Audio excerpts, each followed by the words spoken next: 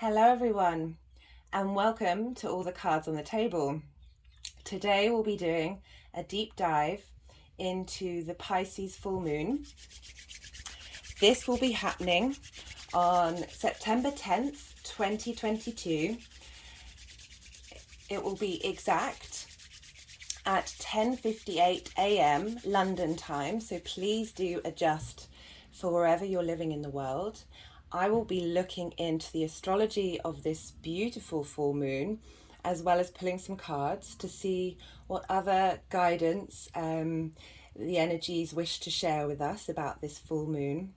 I will also be doing some energy work, which, as you can see, my hands have been moving around the table since the beginning of this video, and may you be in receipt to whatever energy transference the universe wishes to provide for this reading. So, a full moon in Pisces. Wow, this full moon is a different vibe to what we were getting with the full moon in Saturn, which was full of squares, oppositions, T-squares, grand cross, very heavy, challenging energy we had with that last lunation. And I have to say, the messages that have come through about the Pisces full moon are really quite beautiful. We have aspects with Neptune and Uranus, and they are all in trines and sextiles, which are aspects of Venus and Jupiter, which are very free-flowing, helpful, creative energy. So, if you enjoy this video, please hit the subscribe button and don't forget to hit the notification bell so you'll get notifications whenever I put any content out. All likes and comments help get this video out to the great unknown.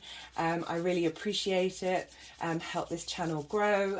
So if anything resonates with you, if anything has helped give you any kind of clarity or guidance, and you wish others to receive that, then please like and comment. It's also wonderful for me to see what resonates with people, and if there's anything that you feel like I'm missing, all constructive criticism welcome. So, what crystals do we have with us today that wanted to come out and play with this Pisces full moon energy?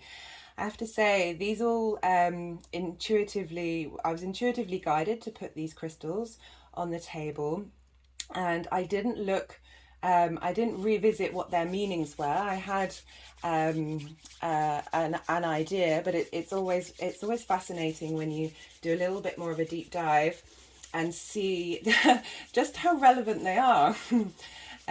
We have with us today, we have blue and purple fluorite.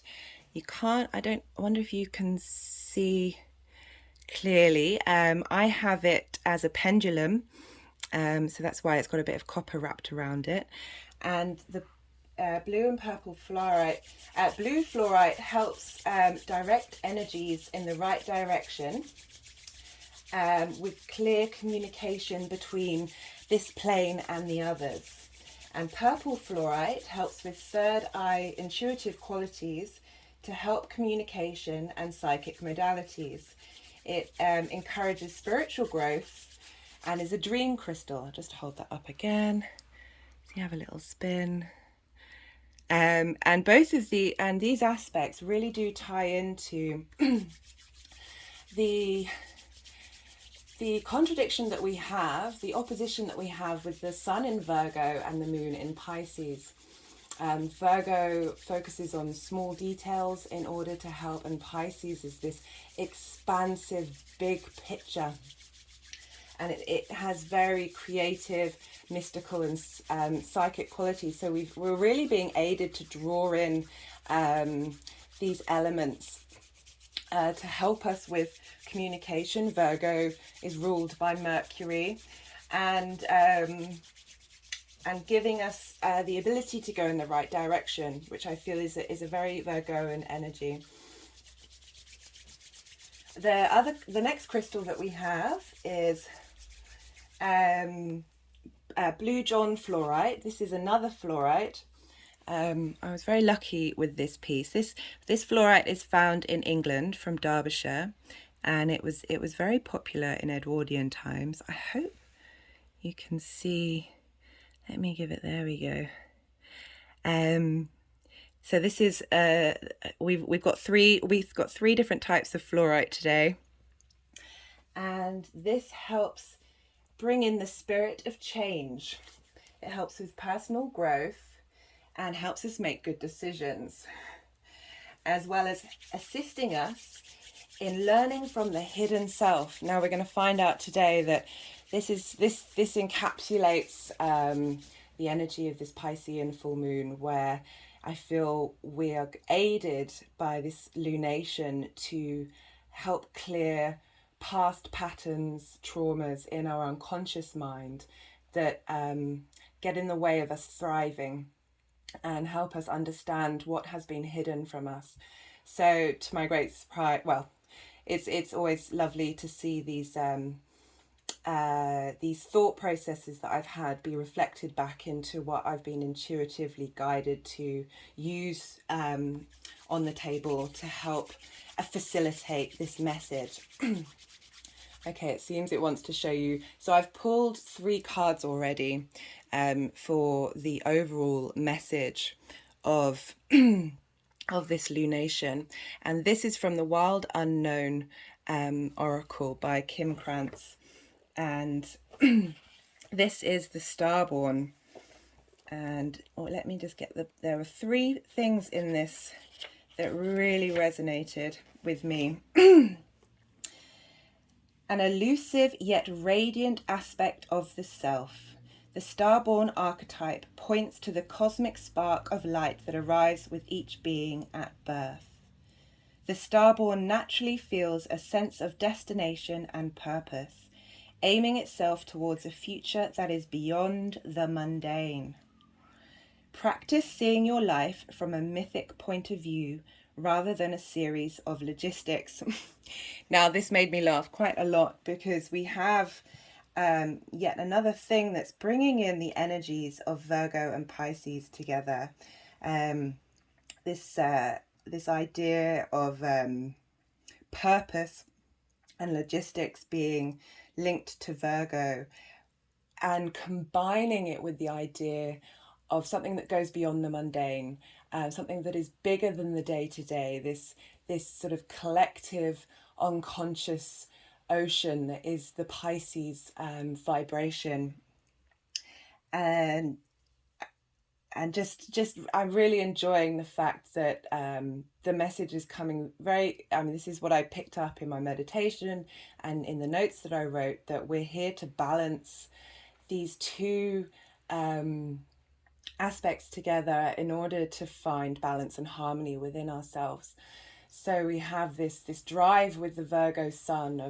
The sun is our sort of life direction, our sense of purpose, and it's being reflected onto the moon, which is our feelings, our mood, our unconscious actions, and helping us see what is hidden, what we may not have addressed, and helping us move through those moments, because we are all star beings. We are all 3rd generation stardust. We are a part of the universe, and we affect it and change it. And we are,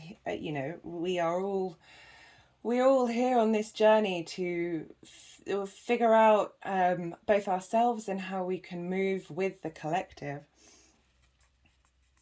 And it's just really quite beautiful to help us, this Pisces energy helping us move through the mundane and seeing the mystic and the mythic within our lives.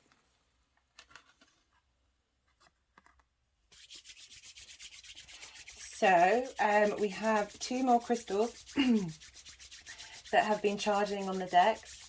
We have ruby in Fuchsite. I have this little tumblestone here, and we have the ruby, which is, let's see if I can get this into focus. Not quite.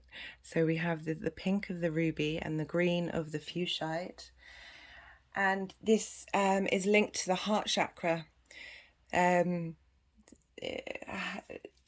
the heart chakra in order to have compassion and kindness with ourselves while we're going through the underworld of our unconscious. Just wanted it to be put back down there for a second. I will pick it up again and bring it back so you can all see it. It's this combination is very helpful for spiritual awareness and again enhancing our psychic abilities. So this full moon, there's this it's very common with the Pisces full moon, but with the aspects to the other planets this time round, I really feel that we're going to see deep radical change with Uranus in the mix. The final crystal is selenite, and it's in the shape of a knife. Let me show you. Here you go. And I have a lovely ring that a friend gave me for a birthday present on the end of it, and I feel it's in a snake formation, and I feel it's that connection, that earthly Virgo connection to the earth, that we need to be both grounded and light as a feather. So what stood out to me with the selenite is it's for clarity of mind. Again, the Pisces vibration, especially with Neptune in the same sign, there can be a sense of boundarylessness and fog and illusion. So this knife is helping us cut through perhaps the lower vibrations of this sign and this planet, and give us some clarity through these possible sensations to help us step forward and do the deep work that we need to do over the next couple of days. This full moon will be prominent until the 16th of September, when the sun comes into an exact opposition with Neptune, so we'll still have that same energy. The other thing that was lovely, so there's this beautiful crystal book written by a woman called Melody, and she describes selenite as the sharp sword of awareness. It's not quite a sword, but it still has that cutting action of a sword. This helps cut through unconscious assumptions. It promotes reconnection with the conscious self and the mystic, which lies in the superconscious. Again, this is another reaffirmation of this energy of our consciousness in the sun and our unconscious in the moon, and how we need to utilize both of these aspects together and find balance. So these are all the crystals, and let's get on with the reading. So we have a full moon. This is an opposition between the sun and the moon, as I'm sure we all know.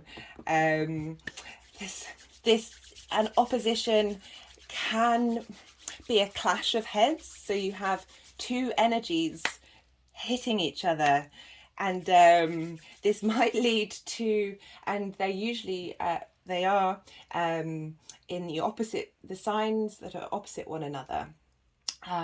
So sometimes energies that are opposite might not find anything in common with one another, and that can lead to conflict.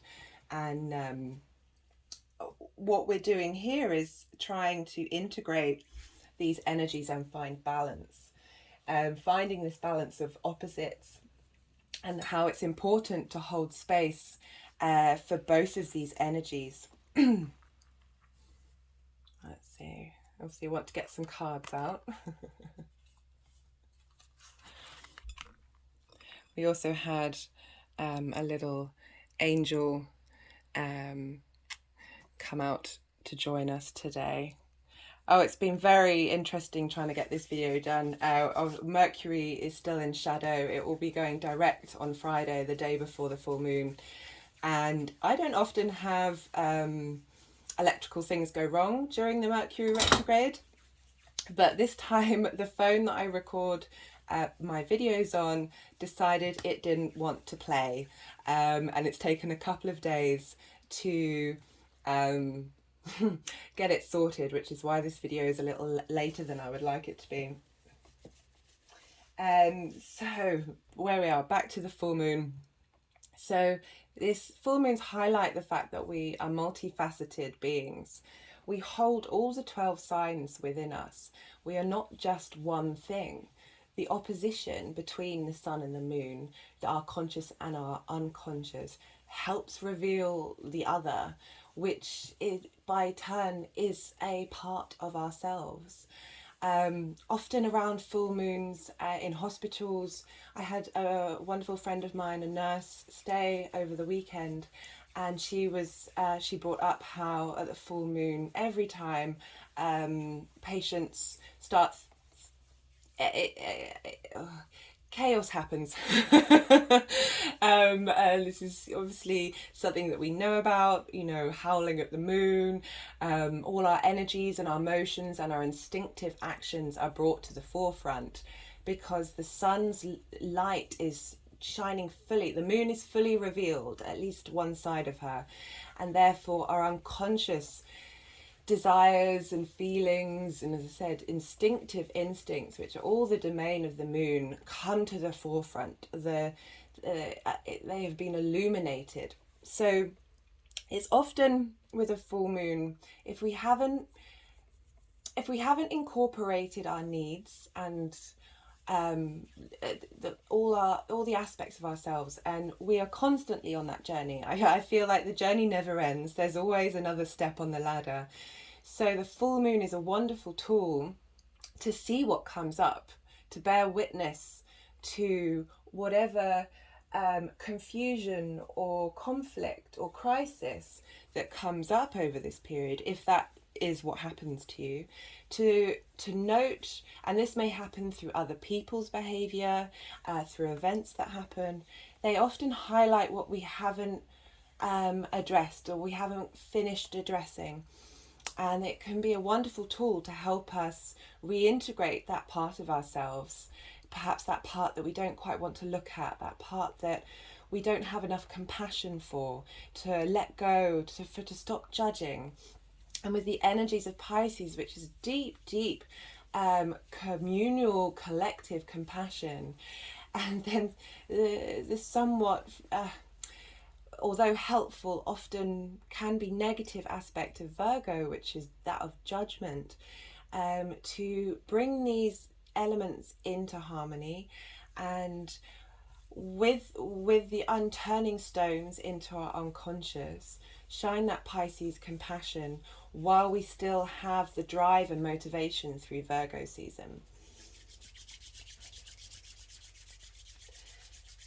So we see what is hidden and unhealed in our unconscious, and this is why in particular our dreams are very important at this time.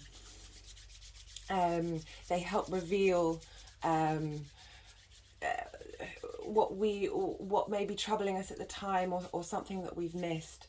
So I always find it's helpful sometimes to write, if you wake up in the night or early in the morning, or to write down whatever you can remember from your dream, or if it's easier to leave a voice note. I know that helps with me because my spelling is particularly terrible. So the moon underpins our outward expression of the personality that is held in the sun. So we need both these luminaries, and a full moon is illuminating the meaning between the two of them. While this is all going on, we have 6 planets in retrograde. And as I said, Mercury would have just gone into retrograde the day before. And So what does retrograde mean? So this is when from the view of Earth, it looks like a planet is going backwards. It's not actually going backwards, it's just moving slower than the sun, the Earth's orbit. And when planets are in retrograde, they are closer to the Earth. So they have less of the direct, higher vibrational light of the sun. They have the grounded, deep complexity of Earth's energy. And with retrogrades, we are revisiting. We are going back over old territory. Often find that we often learn from our mistakes more than we do our successes. There is a complacency with success and directness. We benefit from going over things. We often improve when we come back round the second time or the third time. And so with all these 6 planets in retrograde during this heavy, dreamy, imaginative, otherworldly full moon, we are grounded by this earth energy in the retrogrades. We are asked to sit and contemplate and go over and figure out the bits that aren't quite working. Again, this is linking back into the clearing from our unconscious.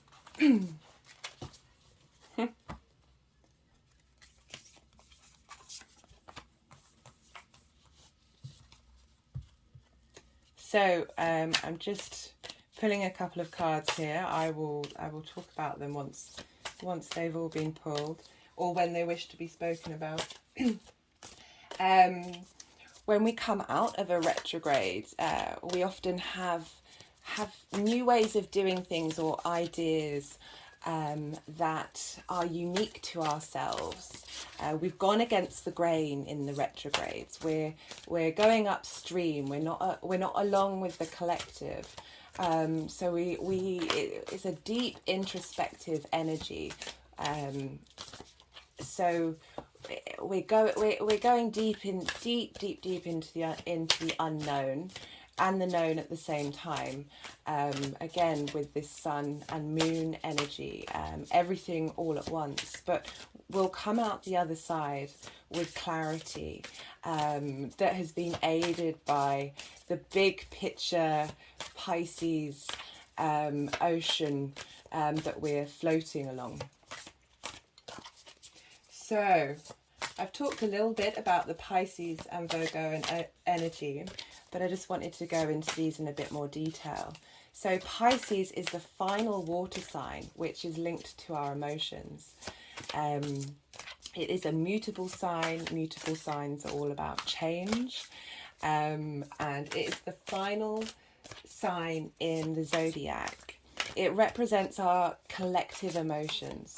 It is the last sign before we start the new cycle in the first time. It's that bridge between our journey through the zodiac as a being, and it's the bit between. There's a boundarylessness to it. We want to be at one with all, with the collective consciousness, with the universe itself. There's a formlessness to it. It's represented by the ocean, and although there is a formlessness, there are drops in the ocean. You cannot see them, but they are there, and we are that individual within that collective. There's a real sense of emotional oneness with this Pisces, with the Pisces energy, a felt sense of meaning. Sometimes it can be difficult to express this in words, and it has to come out in music or art and poetry, which tends to transcend which poetry tends to transcend the meanings of the words themselves, because you often have a very emotional reaction to poetry. So the sign of Pisces is two fish in opposite directions. This is holding this duality of a deeper understanding, and a deeper understanding with it of the one within the oil, all of the oil. Again, this is going back to the drops in the ocean, the ability to contain the all within the one. So Pisces doesn't want to be bound. It doesn't want to be put in a box. I find too often we put ourselves in boxes, and this limits us. This limits the idea, the capacity we have for change. And Pisces is very compassionate to others and very understanding of the fact that all realities are valid. There can be difficult aspects with Pisces. If one doesn't feel connected in their day-to-day life, it can lead to addiction and seeking that connectiveness through other substances that are a shadow of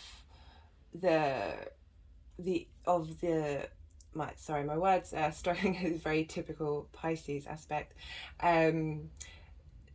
What you get from your addictions, no matter what they are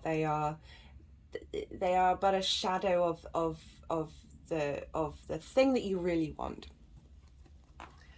Also, Pisces struggles with healthy boundaries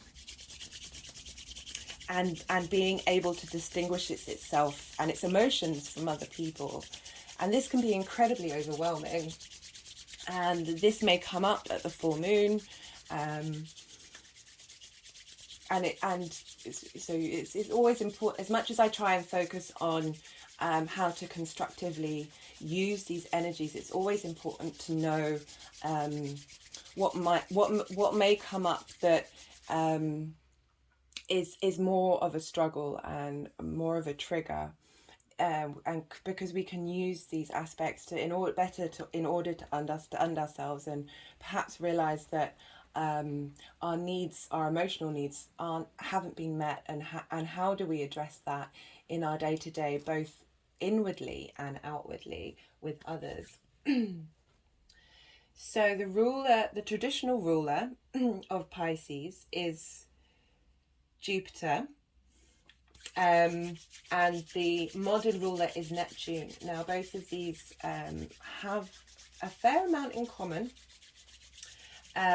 Jupiter is very much about philosophy and expansion, and Neptune is the all-embracing consciousness, which is a higher aspect of philosophy, as well as being the oceans that have no form but connect all of the earth. And this for me links really beautifully into the Virgo energy. So Virgo is the second earth sign. It's also a mutable sign, and it's about grounding the earth elements into the social sphere. So Virgo is ruled by Mercury, and it likes to facilitate the small details to help others. So even though Pisces and Virgo are in opposition, and this is always the funny thing, that even if we think we have nothing in common with somebody who is opposite us, Often, if you look a little closer, we're always capable of finding connection and understanding and similarities within one another. So Virgo deals with the small details, and Pisces is very much big picture. And while we're going through this Virgo season, we may have felt quite judgmental towards ourselves and what we're doing in our habits and our health practices.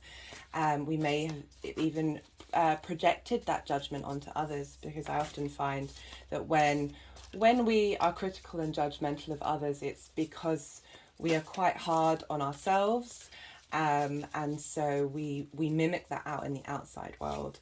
And I find when one quietens the judge in one's head towards oneself, the judge towards others fades into the background as well, and you're able to move through the world in a more productive and collective way.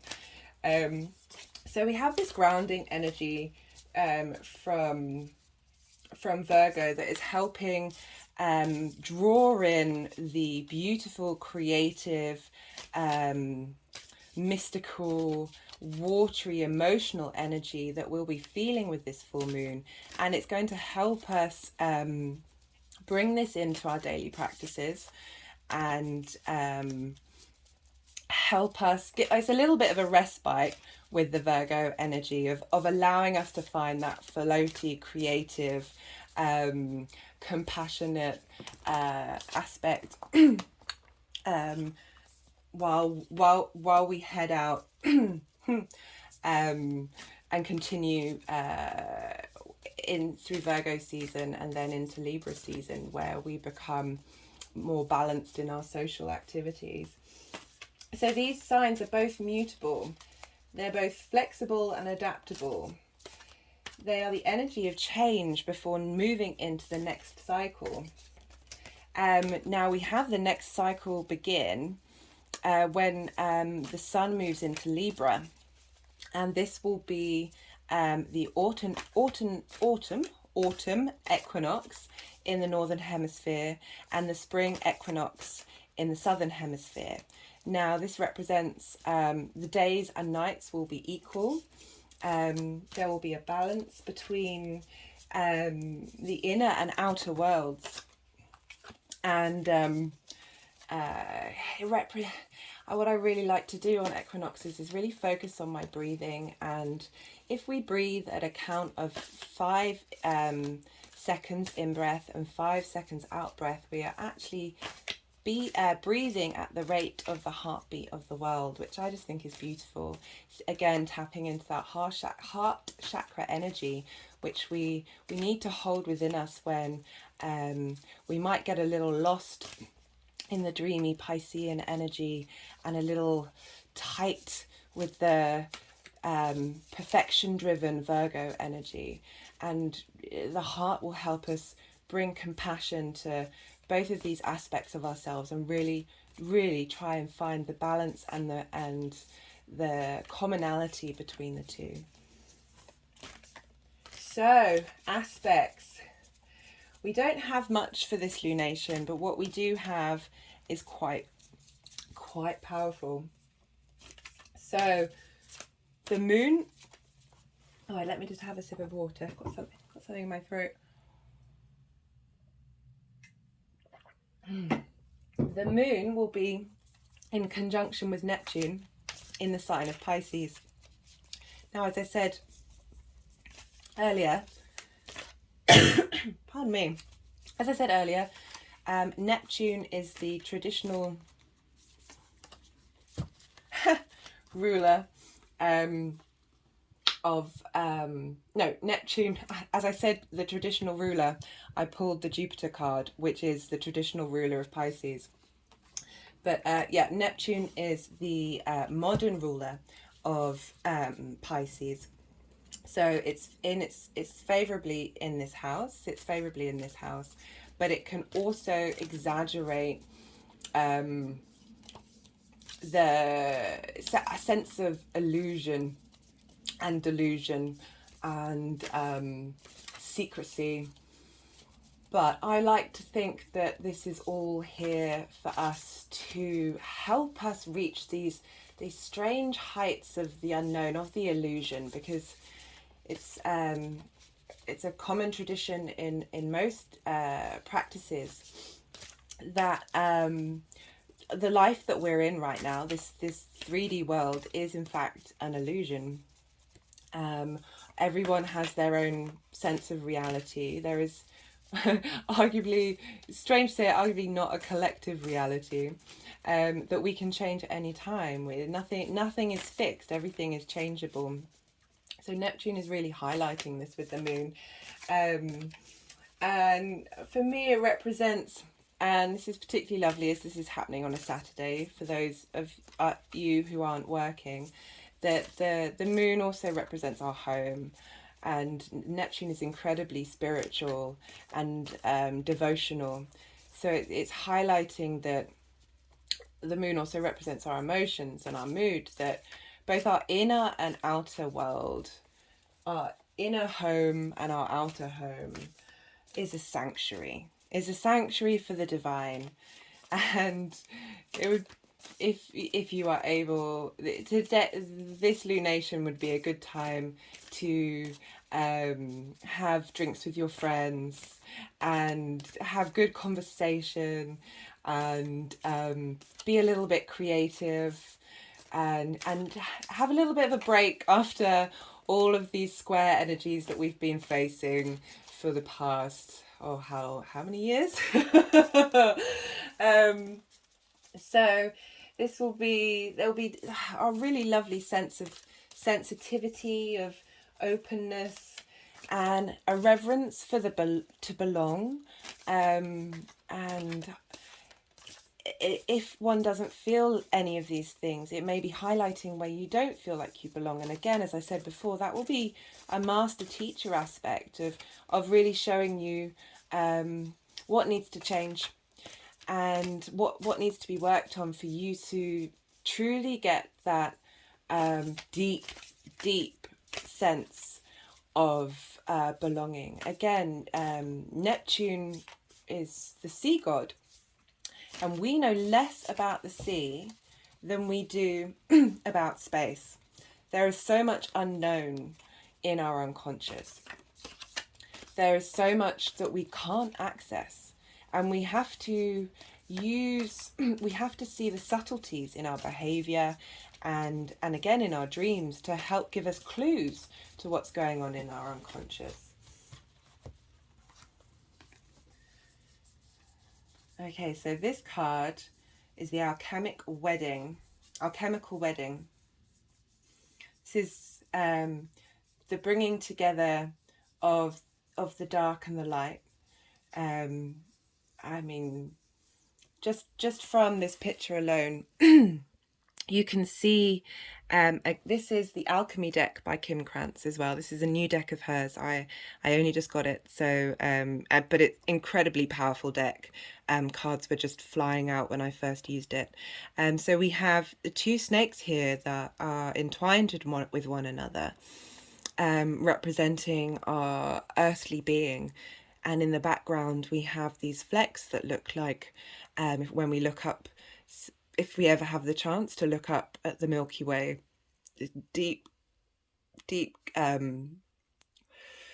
a great deal of stars in our viewscape, with the black and the white representing the day and the night, this combination of the moon and the sun together, and this bringing together of energies for us to create something new and release that which isn't serving us, and finding peace and understanding with the unknown. So just doing a bit of energy work here. It's always interesting to know when they respond to what I'm saying. But we must remember to have fun as well and to keep it light. I know I've been talking quite a lot about the unconscious, and people may struggle with that, with trauma, with our past patternings in this life and the next. But what the other thing that was really coming through with this energy was a sense of serenity and peace and flow. And I wanted to lead you to one of the other cards that I pulled before this reading. Let me try and get the ring light out of the way. And it's called Dance. And I'll hold that up and I'll read the poem to you that comes with this. This is from the Rumi's Gift Oracle deck. Open your ears to the rhythm of this moving world. Close your eyes and see with your heart. Dance when you are no longer bound by this and that entanglement. Dance when bloodied and battered you enter the temple of love. Dance when your very heartbeat is that of the beloved. Dance when you're broken open. Dance when you're free.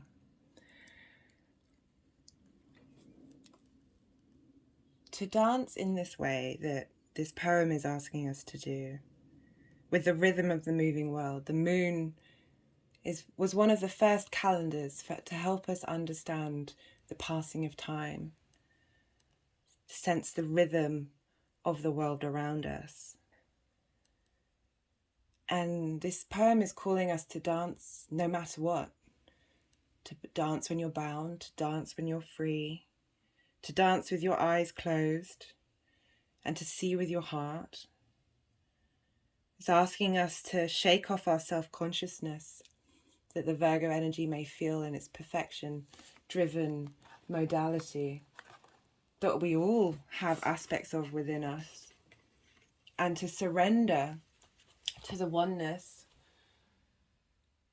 because when we are all one, there is no sense of difference, there is no sense of being pointed at and laughing at, because we have the ultimate collective compassion held within our heart that this full moon is really highlighting with Neptune there.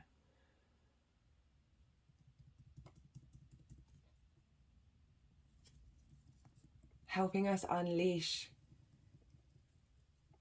the unknown and be prepared to look it dead in the eye, to not hide from oneself, to not judge those parts of us that we might feel shame connected to, whether that be from something somebody told you when you were a child that cast a spell on you that you can't remember, but it's meant that you've stopped moving forward in the way that best suits you and your soul. I really truly hope that whether unconsciously or consciously, these things are unraveled. This knife that has been put on this table helps cut those bonds and untangles the thorns that are wrapped around us. Those thorns that may be wrapped around our hearts. That our heart is the... I've said in previous videos, our heart emits an electromagnetic field that is 3 feet around us, and our mind only 1 inch.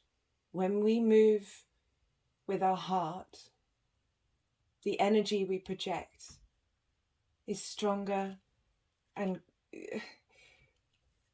more beneficial to us and those around us.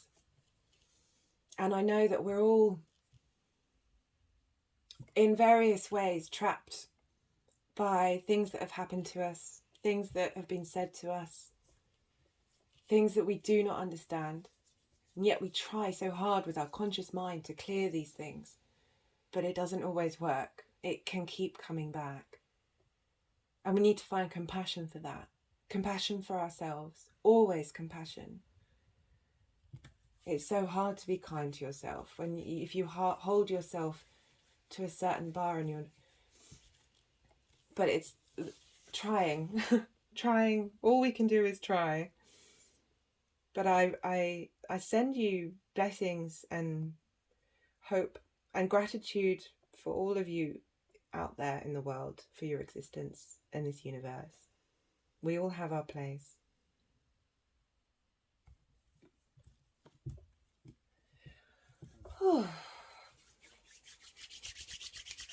So,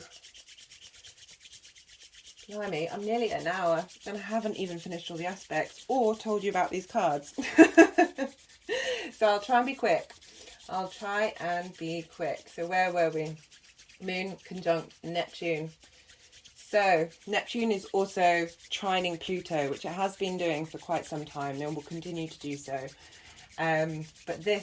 So while Neptune is talking to the moon, it's also talking to Pluto, so it'll be bringing in the Plutonian energy with its conversation with the moon. And then when the sun is in exact opposition on the 16th of September, so Pluto will help assist with this deep transformation, this destruction of illusions, the ability to look at the dark depths of our emotional world with compassion. Harmony between the instinctual unconscious and the spiritual unconscious. So we've got some helping hands from Pluto to help us do the deep dive, whether we know it or not. Right. So we have the sun and the moon in positive aspects to Uranus. So the sun is trining Uranus and the moon is sextiling Uranus. Now these are helping highlight ability and creativity. They are easy flowing aspects that bring about inspiration. And Uranus, as we've spoken about before, is very freedom seeking. It flips things up on its head. There's a beautiful, unique creativity about it, especially when linked to this moon. And we'll have great emotional energy, I think, with this sextile with the moon. It's this vibrancy will come through that will put a lightning bolt through the fog of Neptune and Pisces and really ground down into the Virgoan ability to streamline and facilitate this process of releasing and helping us uncover what is getting in our way of moving forward. It's going to help flip the switch on these unconscious patterns. And again, the sextile to Uranus is a balancing aspect and a harmony aspect. So this is all very free-flowing and absorbing energy. So just sit back and float on the ocean. As I said, sit back with friends or by yourself. If you can be by water, that would be lovely. And just absorb what comes. Don't try and force it. Just let it come naturally. This energy is going to be around for a little bit. With trines and sextiles, you don't have much active energy. There isn't tension, which creates movement that you get with the squares and oppositions. Even though there is that opposition with the sun and the moon, we don't have any strong squares in this. So if this is we don't worry about putting in any work, just relax and enjoy enjoy the floaty dreamlike potentially crazy energy that is the full moon. There's one last aspect that I would really like to talk about.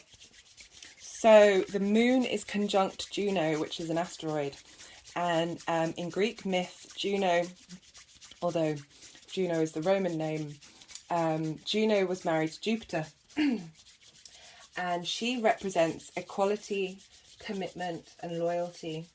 So she's really going to be helping us shine a light on what's in balance in our lives and what isn't. And she's going to want to integrate parts of herself in order to find that balance, so you can go out into the world and find commitment and loyalty in all your one-on-one relationships. This doesn't just have to be romantic. It can be personal friendships, creative relationships, professional relationships. She's helping us create conscious relationships with both ourselves and one another, which is a really wonderful strengthening energy that we're having with this full moon, particularly as the full moon traditionally is ruled by Jupiter, her partner, and Jupiter is in Aries at the moment, the warrior sign, the sign that is forging ahead before everybody else. And while Jupiter is doing this, he will be in opposition to Mercury, which is in Libra, which is ruled by Venus, which is the social mind sign, which seeks balance and harmony and justice. So all of what I've been talking about is going to help us move forward, both as an individual by ourselves, this Jupiterian aspect in Aries, because we always look to the rulers of the signs, and Mercury is ruled by Virgo is ruled by Mercury.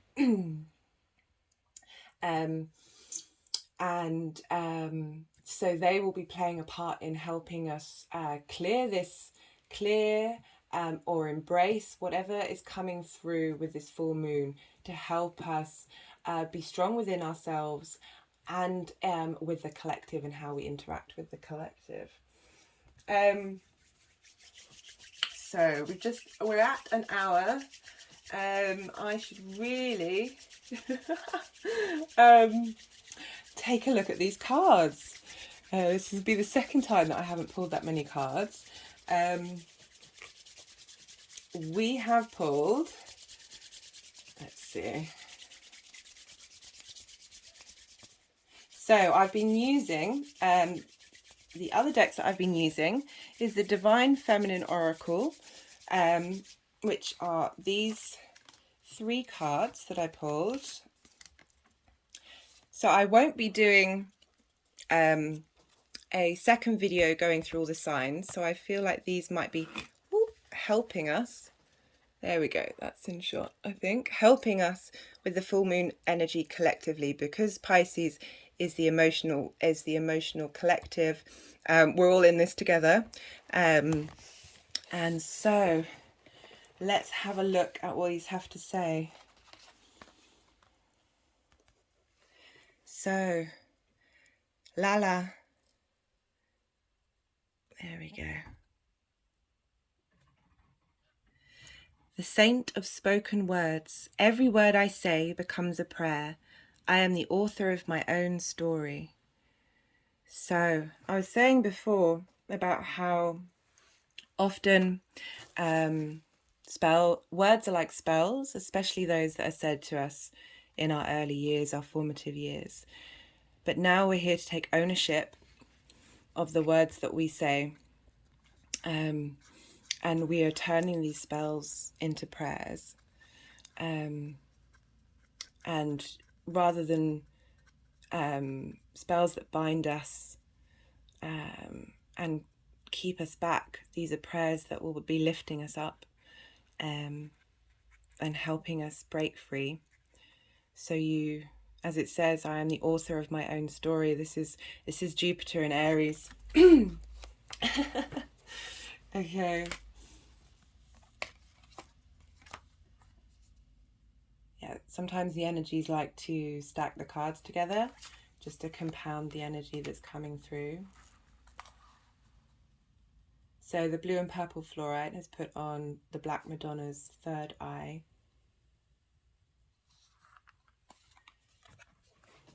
The Black Madonna, Our Lady of the Hermits.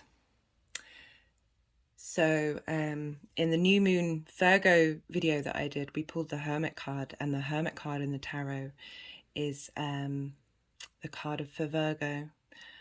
I transform pain and suffering into a great capacity to love. Well, this sort of sums up everything that we've been talking about. That with all these planets in retrograde, which often mean in the natal chart that things don't come easily, that it's often third time's a charm. In Vedic astrology, they say it's 3 times as much effort, but with 3 times as much bounty. And with that often comes pain and suffering. The road less traveled. And how we're being aided in this full moon by the Black Madonna to help us transform that pain and suffering into love. Oh, I'm very grateful for this, for her energy. With everything that's going on in the world, this is exactly what we need for all of us. The third card that I pulled is Queen Esther, the Morning Star. My ego is in service of my soul, and I trust my soul's divine timing. So this is bringing in the sun's energy and our conscious mind to help be in service to our soul's releasing. I feel that the more that we integrate ourselves and all the multifaceted parts of ourselves, and that means doing the deep dive into our pain and our suffering and our unconscious thoughts and actions, by bearing witness to our instinctive actions and our instinctive ways of feeling, our first thoughts. They're not always the thoughts that you feel in the moment really represent you and your soul's being, but they are a part of us. And when you follow them and question them and hold compassion for them, you can unravel them and set yourself free and perform this wedding, this alchemical, there we go, wedding. Not only is my spelling bad, but my speech for words that are a little bit complicated can be a bit of a struggle bus. That we can integrate these aspects to ourselves. The message really couldn't be much clearer. And again, we have Jupiter come out. And as I said, Jupiter is in Aries, which is the first sign of the zodiac that follows Pisces. So it's asking us to, while we're in this very very heavily dreamy, struggling with the words again, imaginative space, we bring in this Aries energies of the individual to not forget that we are that. We can hold space for both those things. Finally, I've got 3 cards that came from the Tantric Daikini deck that I have. Can you see all of those? Yeah. And the first card that came out was Death and Transfiguration. As death is something so many people are fearful of, which is not surprising. When you have loved ones and a world around you that, even if you don't, we have this instinctive fear of death. And this will be the Plutonian energy coming through, this deep understanding of the cycles of the universe that is life, death, and rebirth. As I said before, we are third generation stardust. We are made up of things that died and became new things again. Through this moon, it will help illuminate that which can help us, and with the Uranian drive for change, for revolution, for the individual and the collective, that we will become something new.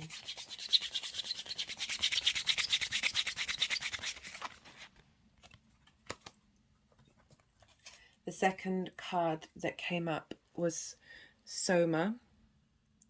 We have a mushroom here, which again is another aspect of our 3D world that highlights the cycle of regeneration. Oh, okay, that's all it wanted to say about that. So mushrooms will break down everything around it and eat them and transform and then grow through them. There's an amazing what's the word, mycelium expert called Paul Stamets, and he did a study where they had one area of waste. It had oil on it, it had plastics on it, and they left that. And they had another one which had mycelium mushrooms embedded in it, and then another one with a different chemical based thing that would break it down. The only thing that worked, that broke down everything, including the oil, including the plastic, were the mushrooms, and they in fact grew through all of this and were edible, which is amazing and is one of the things that really gives me hope for the world and how we get through the chaos that we have inflicted upon the earth. So the final card is the High Priestess, Isis. I had a friend staying with me this weekend, my nurse friend. She's called Isis. I'm sure she won't mind me mentioning her name. So it's really lovely seeing that connection come through. So the High Priestess is about, it's not about taking action. It's not the magician. It's about sitting still and deep within and let your intuition come to you. So again, this Pisces full moon, meditate. Just be with yourself and dance and have some fun and see what comes up. You don't have to rush it. You don't have to go and seek it out. You can just sit with the moon and let her work her magic with the help of all the other celestial bodies around her. What a lovely card to end on. Sending you all the love and all the blessings for this wonderful lunation. I will speak soon, and blessings to you all. May this selenite life help cut through anything that you need to cut through.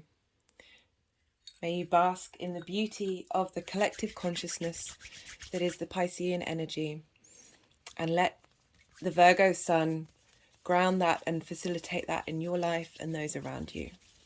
I love you all. Thank you for watching.